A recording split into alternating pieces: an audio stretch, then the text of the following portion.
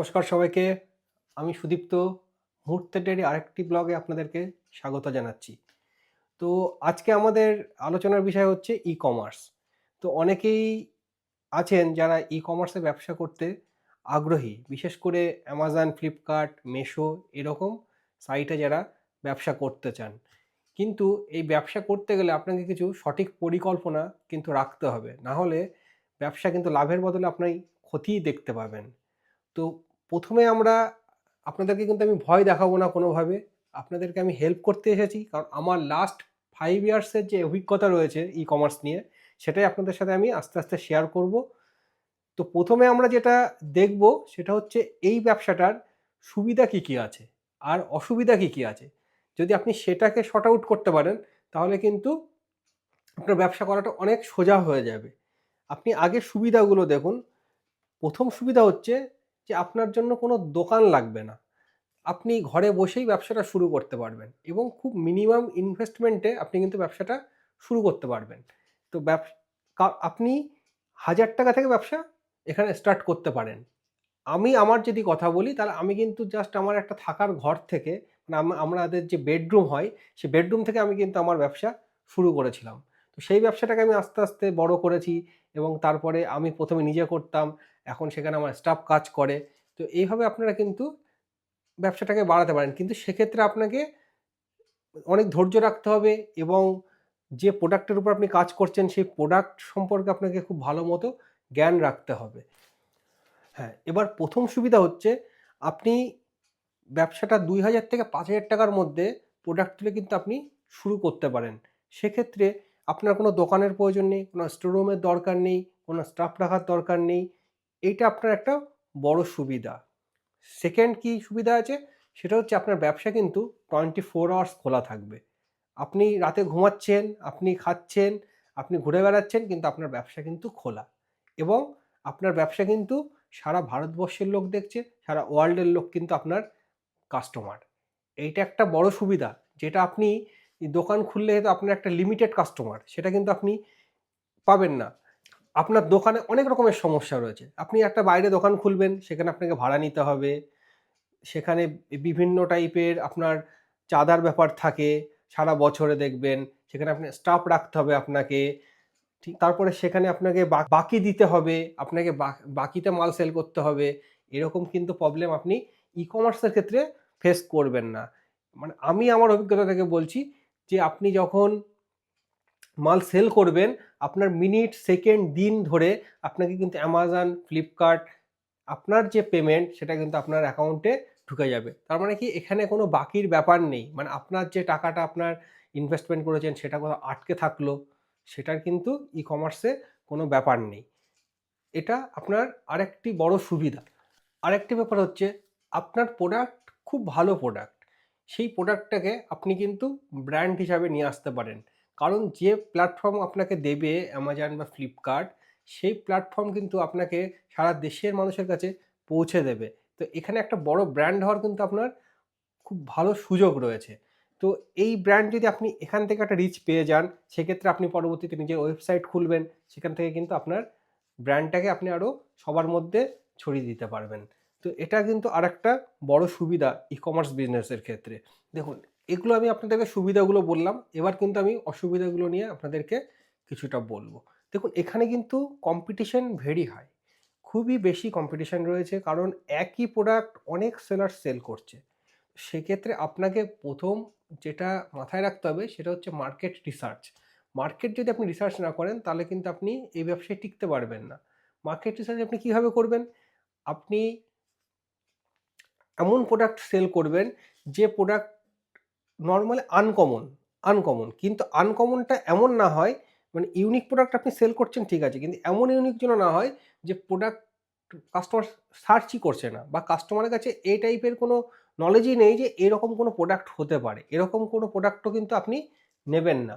এটা আপনি একটা ইউনিক প্রোডাক্ট নেওয়ার চেষ্টা করুন এবং সেটা যেন কাস্টমার সার্চেবল হয়। কাস্টমার সার্চ করে সেটাকে।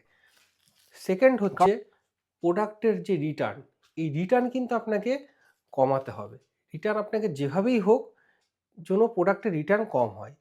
রিটার্ন কীভাবে আপনার কম হবে? আপনার প্রোডাক্টের যে আপনি ফটো আপলোড করছেন, সেই ফটোর সাথে আপনি যে ডেসক্রিপশন দিচ্ছেন, সেটার সাথে যেন প্রোডাক্ট আপনার এক্সাক্ট থাকে। মানে আপনাকে লয়াল থাকতে হবে।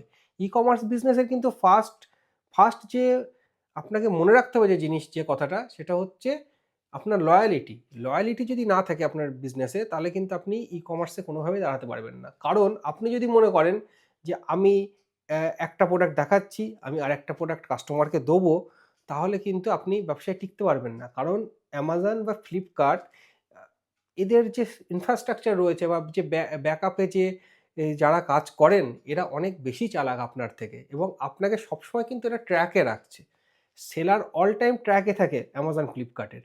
আপনি আজকে দিচ্ছেন একটা খারাপ প্রোডাক্ট, কালকে দিচ্ছেন, কিন্তু থার্ড ডে কিন্তু আপনাকে এরা কিন্তু ট্র্যাক করে ফেলবে। তখন কিন্তু আপনার বিজনেসটা ওখানেই কিন্তু স্টপ করে দেবে এবং আপনি সেটা কিন্তু আর ওপেন করতে পারবেন না। একবার যদি আপনার স্টপ হয়ে যায় বিজনেস, সেটা ওপেন করা কিন্তু খুবই কষ্টের। কারণ এক্ষেত্রে আপনার প্রোডাক্ট আপনার ঘরে রয়েছে। আপনার কিন্তু প্রোডাক্ট বাইরে সেল করার কোনো জায়গা নেই। অর্থাৎ বিজনেস যদি বন্ধ হয়ে যায়, তাহলে কিন্তু আপনার ঘরে পুরো মালটা আটকে যাবে। অর্থাৎ আপনি কিন্তু লয়ালিটির সাথে কাজ করবেন। এটা আরেকটি ১ম ব্যাপার কথা। হচ্ছে আপনার যে স্টক কিন্তু আপনাকে মেইনটেইন করতে হবে। আপনি যদি স্টক একদম আউট অফ স্টক করে দেন, তাহলে কিন্তু আপনার পুরো রেটিংটাই নিচে নেমে চলে যাবে। মানে প্রোডাক্ট ফার্স্ট পেজ থেকে কিন্তু সরে যাবে। আপনার প্রোডাক্ট র‍্যাংকিং অনেক নিচের দিকে চলে যাবে। আবার যদি আপনি হাই স্টক করে ফেলেন ১ম দিকেই, সেক্ষেত্রে যদি প্রোডাক্টের রিভিউ খারাপ আসতে শুরু করে, তাহলে কিন্তু আপনার প্রোডাক্টটা ব্যান্ড করবে অ্যামাজন এবং আপনি আর সেল করতে পারবেন না। আপনার ঘরে কিন্তু প্রোডাক্টটা পুরো আটকে গেল। এটা কিন্তু আপনাকে মাথায় রাখতে হবে। যার জন্য আমি সবসময় বলি, ১ম এ আপনারা যারা বিজনেস শুরু করবেন, তারা খুব অল্প অ্যামাউন্ট দিয়ে শুরু করবেন। মানে সাপোজ আপনি ৳১,০০০ র মধ্যেই আপনি বিজনেস শুরু করবেন। আপনার প্রোডাক্টের যে মানে আপনার প্রোডাক্ট যে কস্টিং, সেটা আন্ডার ₹100 এর মধ্যে রাখবেন। মানে ৳১০০ র নিচের প্রোডাক্ট আপনি তোলার চেষ্টা করুন। আপনি ১০ টা করে প্রোডাক্ট তুলবেন, ২ থেকে ৪ টে প্রোডাক্ট আপনি ১ম এ তুলবেন। ১ম এই ২০ টা ২৫ টা ভ্যারাইটিস প্রোডাক্ট তোলার কোনো দরকার নেই। আপনি ১ম এ ২ থেকে ৪ টে করে প্রোডাক্ট আপনি তুলে ব্যবসা শুরু করুন। ১০ টা করে প্রোডাক্ট তুলবেন, ১০ টা প্রোডাক্ট ৳১০০ করে আপনি তুললে ৳১,০০০। এরকমভাবে আপনি ম্যাক্সিমাম ৳৫,০০০ আপনি ইনভেস্ট করতেই পারেন। আমি ৳১,০০০ যদিও বলছি, সেটা যদি আপনি আরও কম প্রাইসের প্রোডাক্ট তোলেন, তাহলে ৳১,০০০ র মধ্যে আপনার প্রোডাক্ট হয়ে যাবে। কিন্তু আপনাকে এটা মাথায় রাখতে হবে, আপনাকে কিন্তু একটা ৳50 এর প্রোডাক্ট আপনাকে যদি মিনিমাম ৳200 এ কিন্তু আপনাকে সেল করতে হবে। তাহলে আপনি কিছু প্রফিট দেখতে পাবেন। কারণ এর মধ্যে কি আছে, আপনার শিপিং কস্ট রয়েছে, প্যাকেজিং কস্ট রয়েছে, আপনার যে ক্যারিং কস্ট আছে প্রোডাক্টের, সেটা আপনার রয়েছে। তো সেইগুলো কিন্তু মাথায় রেখে আপনাকে প্রোডাক্টের দামটা নির্ধারণ করতে হবে এবং আপনাকে বেস্ট মানে বাইং করতে হবে। যে আপনি যেখান থেকে ম্যানুফ্যাকচারিং হচ্ছে, সেখান থেকেই কিন্তু আপনাকে প্রোডাক্ট তুলতে হবে। আপনি লোকাল এরিয়া থেকে প্রোডাক্ট তুললে সেটা কিন্তু আপনি কোনোভাবেই ই-কমার্সে টিকতে পারবেন না। কারণ আদার্স যে সেলাররা রয়েছে, তারা কিন্তু মেইন ম্যানুফ্যাকচারার থেকেই প্রোডাক্টটা তুলছে বা নিজেরা ম্যানুফ্যাকচারার করছে। এগুলো গেল সুবিধা এবং অসুবিধার কথা। এবার আমি বলব যে আপনি অ্যাকচুয়ালি এই বিজনেসটা শুরু করতে গেলে আপনাকে কি জিনিসের প্রতি খেয়াল রাখতে হবে এবং অনেক কিছু জিনিস শিখতে হবে। সেগুলো যেমন একটা লিগ্যাল সাইড আছে। লিগ্যাল সাইড যেমন আপনার GST side, brand brand name, এগুলো একটা লিগ্যাল সাইড আপনার রয়েছে। প্লাস কি হচ্ছে আপনার রিটেল সাইড, মানে আপনি কিভাবে সেল করবেন, সেটা একটা সাইড। একটা প্যাকেজিং সাইড রয়েছে। কিভাবে আপনি প্যাকেজিং রেডি করবেন।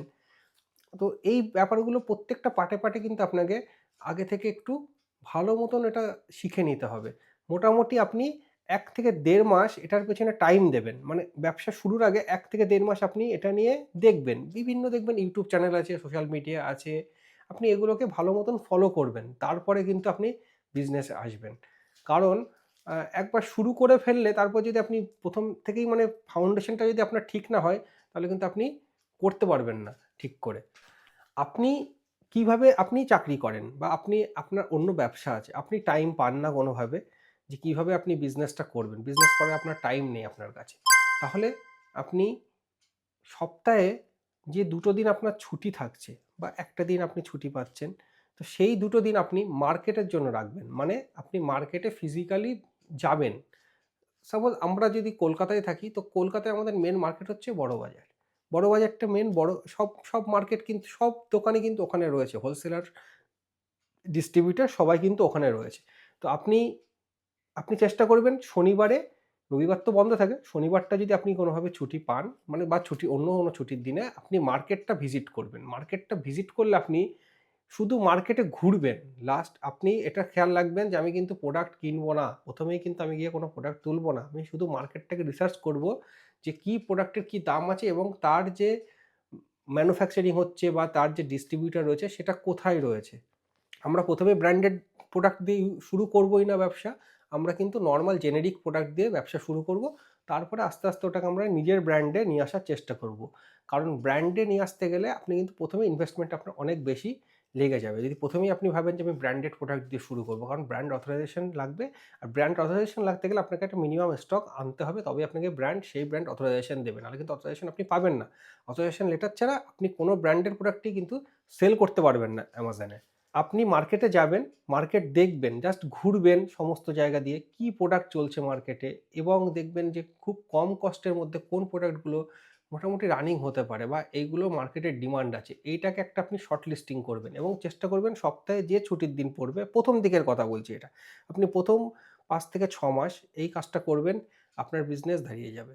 আপনি মার্কেটে যাবেন, মার্কেট শুধু ঘুরে দেখবেন যে মার্কেটে কোথায় কি প্রোডাক্ট রয়েছে, তার কি দাম রয়েছে এবং কোন প্রোডাক্টটা কেমন চলতে পারে, এই একটা ধারণা কিন্তু আপনাকে মার্কেট থেকে আনতে হবে এবং সেটা কিন্তু আপনি ফিজিক্যালি ভিজিট করলেই এই এক্সপিরিয়েন্সটা আপনি পাবেন।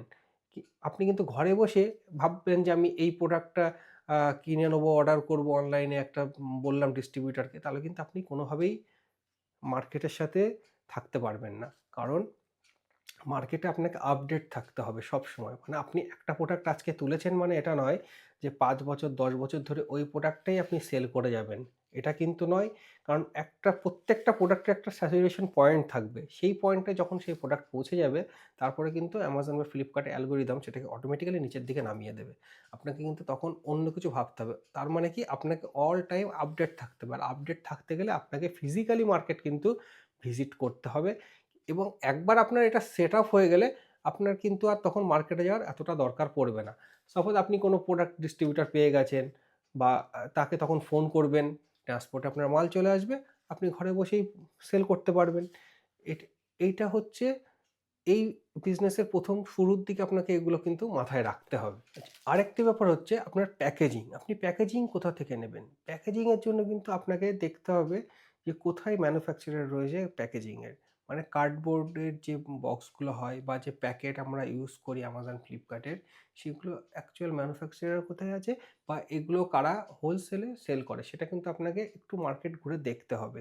আপনি যদি বড় বাজারে দেখেন সেক্ষেত্রে দেখবেন যে অনেকেই সেল করছে, প্যাকেটগুলো আপনি পেয়ে যাবেন। কিন্তু অ্যাকচুয়ালি কিন্তু এগুলোর রেট অনেকটাই বেশি থাকে। আমরা দেখেছি এবং সেগুলো কিন্তু আপনাদেরকে দেখতে হবে যে প্যাকেজিংটা আমি কোথা থেকে আনলে আমার কম প্রাইস পড়বে এবং সেটা আপনি চেষ্টা করবেন ভালো প্যাকেজিং আনার। মানে মোটা কার্ডবোর্ড হবে, মানে প্লাইটা যেন খুবই ভালো কোয়ালিটির হয়। কারণ প্রোডাক্ট যদি আপনার প্যাকেজিং মানে খুব লো কোয়ালিটির হয়, সেক্ষেত্রে কিন্তু আপনার প্রোডাক্ট ড্যামেজ হবে। প্রোডাক্ট ড্যামেজ হওয়া মানেই আপনার রিটার্ন হবে এবং রিটার্ন মানে আপনি কিন্তু লসে রান করবেন। তো সেক্ষেত্রে প্যাকেজিংটাকে কিন্তু হাই প্রায়োরিটি রাখবেন যাতে আমার প্রোডাক্ট যেন কোনোভাবেই ভেঙে না যায় বা প্রোডাক্টের প্যাকেজিং যেন ঠিকঠাক হয়। এবং সবথেকে বড় কথা, দেখুন আমরা যখন কোনো প্রোডাক্ট রিসিভ করি অ্যাজ এ কাস্টমার Amazon বা Flipkart থেকে, তখন কিন্তু আমরা একটা সুন্দর প্রোডাক্ট সুন্দর প্যাকেজিংয়ে আসবে সেটাই কিন্তু আমাদের এক্সপেকটেশন থাকে। কিন্তু যদি কোনো সেলার সেটাকে নরমাল একটা পাঠিয়ে দিল, সেটা কিন্তু আমরা দেখেই বুঝতে পারি এই সেলারটা ঠিক ভালো সেলার নয় বা তত বড় সেলার নয়। এটা কিন্তু আমাদের মনে একটা কনসেপ্ট রয়েছে। তো সেক্ষেত্রে আমাদের সবসময় চেষ্টা করতে হবে ভালো প্যাকেজিং দেওয়ার। আর এমন কোনো প্রোডাক্ট কিন্তু আমরা সেল করবোই না ১ম দিকে যে প্রোডাক্টটা ব্রেকেবল। মানে কাঁচের জিনিস আছে বা এই টাইপের খেলনা রয়েছে যেগুলো ভাঙতে পারে বা কাস্টমার রিটার্ন করার সম্ভাবনা অনেক বেশি। মানে এমন কোনো প্রোডাক্ট আপনি সেল করবেন না যে প্রোডাক্টটা কাস্টমার ইউজ করলো, ইউজ করে আপনাকে রিটার্ন করে দিল। আপনি এরকম কোনো প্রোডাক্টই সেল করবেন না। চেষ্টা করবেন নন রিটার্নেবল আইটেম সেল করার। যদি যদি সম্ভব হয় সেক্ষেত্রে প্রফিট আপনার বেশি থাকবে। আর না হলে নরমাল প্রোডাক্ট আপনি সেল করতেই পারেন।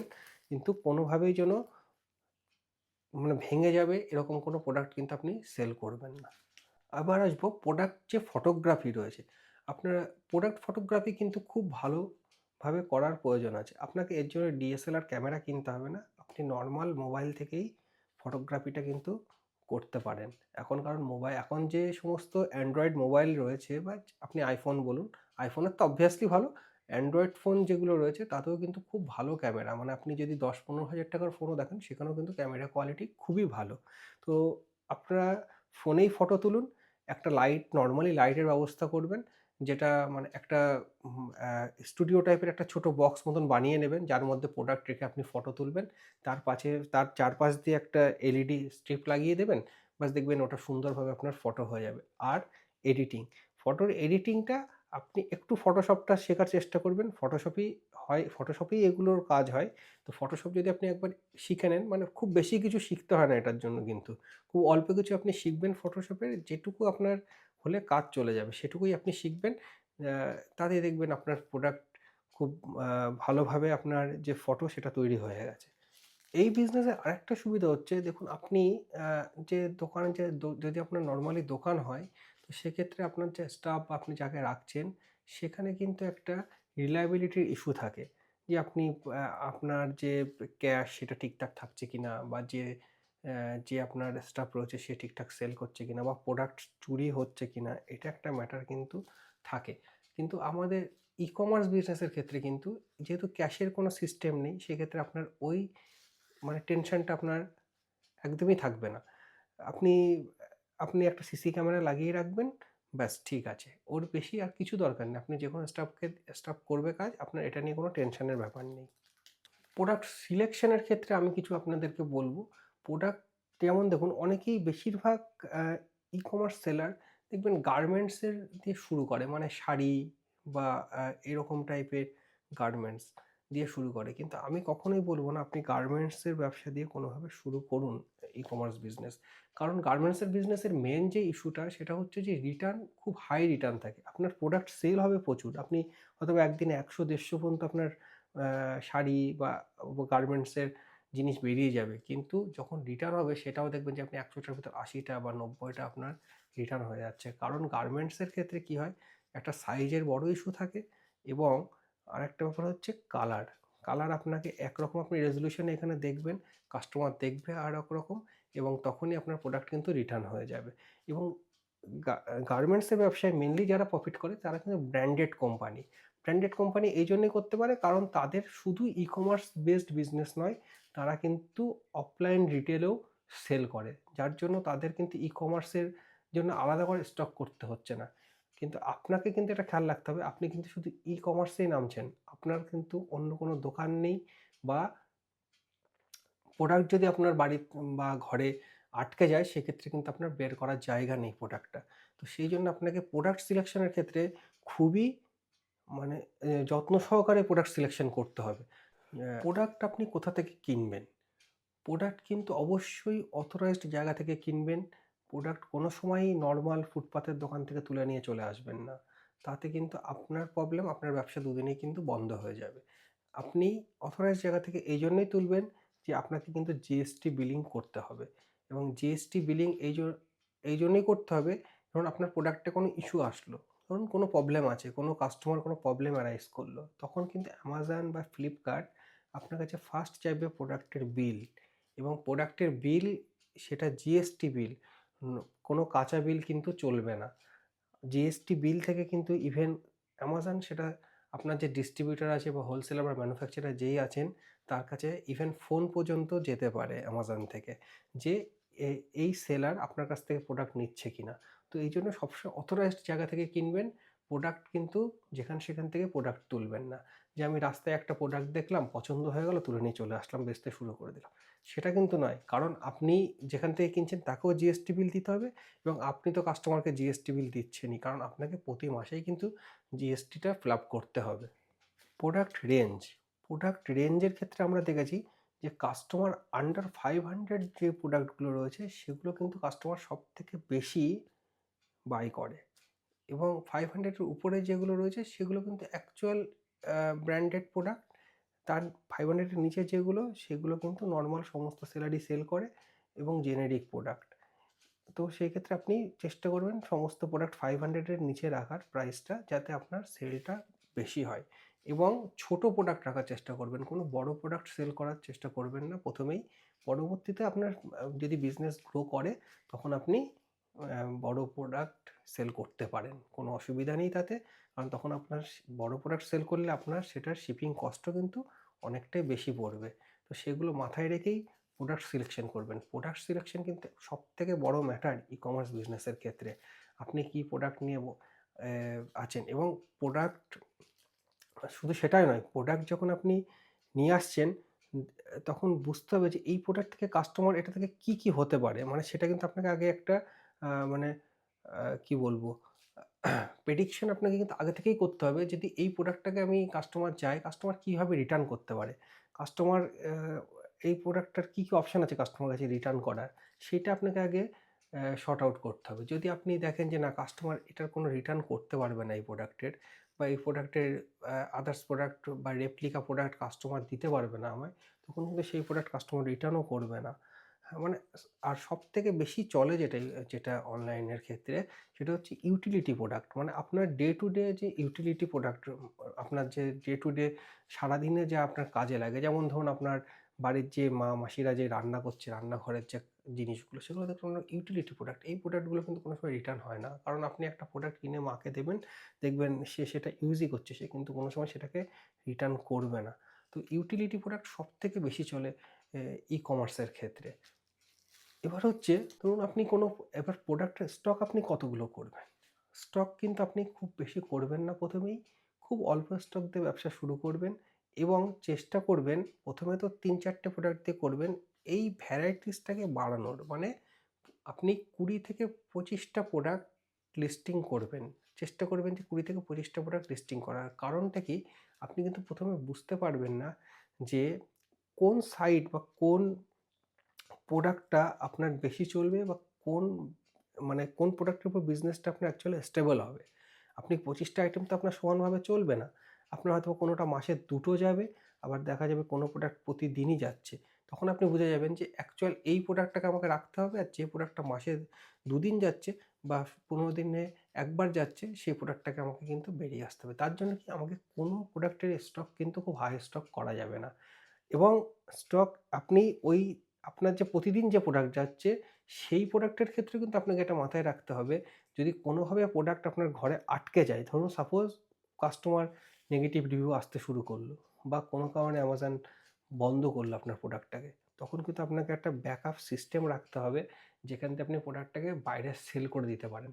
মানে কোনো দোকান বা কোনো এমন কোনো লিঙ্ক আপনাকে রাখতে হবে, বা আপনি যেখান থেকে আনছেন, মানে যে ডিস্ট্রিবিউটর বা ম্যানুফ্যাকচারার থেকে আনছেন, তার সাথে একটা কন্ট্যাক্ট আপনি মোটামুটি ভার্বালি করে নেবেন, যে আমি কিন্তু যদি এই প্রোডাক্টটা না চলে বা না সেল করতে পারি, আপনি কিন্তু লাস্টে আমাকে এটা রিটার্ন নিয়ে নেবেন। নাহলে কিন্তু ওই প্রোডাক্টটা আপনার ঘরে পুরো আটকে যাবে।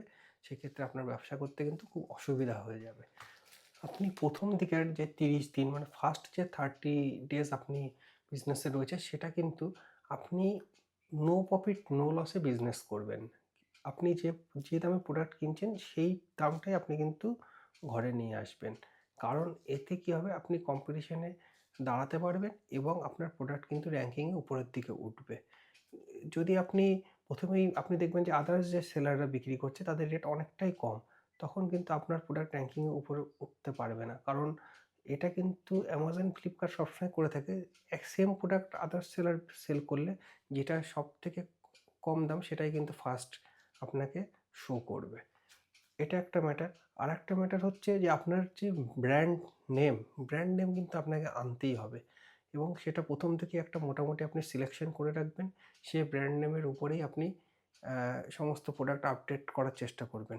কারণ ব্র্যান্ড নেম যদি আপনি না করেন, মানে ট্রেডমার্ক, যেটা আমি ট্রেডমার্ক বলছি, ট্রেডমার্ক যদি আপনি না করেন, তাহলে কিন্তু আপনার প্রোডাক্ট যখন দেখবেন একটু ভালো গ্রো করছে, তখন দেখবেন আদার্স সেলার সেখানে ম্যাপিং শুরু করেছে। ম্যাপিং মানে কি হচ্ছে, না আপনার সেলার, আপনার যে প্রোডাক্ট তার মধ্যে দেখবেন যে সেলার ডিটেলসটা থাকে, সেখানে দেখবেন আদার্স সেলারের নাম শো করছে। প্রোডাক্ট আপনার ডেসক্রিপশন আপনার, আপনি খেটেছেন প্রোডাক্টের পেছনে, কিন্তু সেল যাচ্ছে কিন্তু অন্য সেলারের কাছে।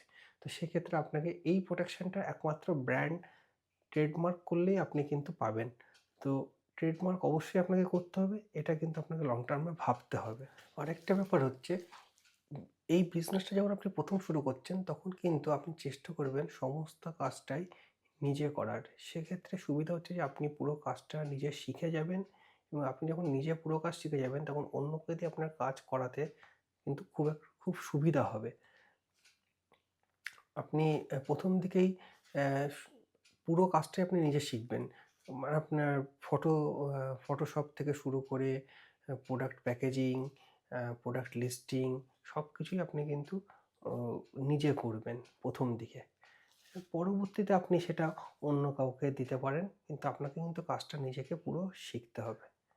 তো আজকে ই-কমার্স সেলারদের জন্য এটাই আমার ছিল কিছু গুরুত্বপূর্ণ টিপস এবং এটা কিন্তু আমি আমার বিগত ৫ বছরের অভিজ্ঞতা থেকে আপনাদের সাথে আমি শেয়ার করলাম।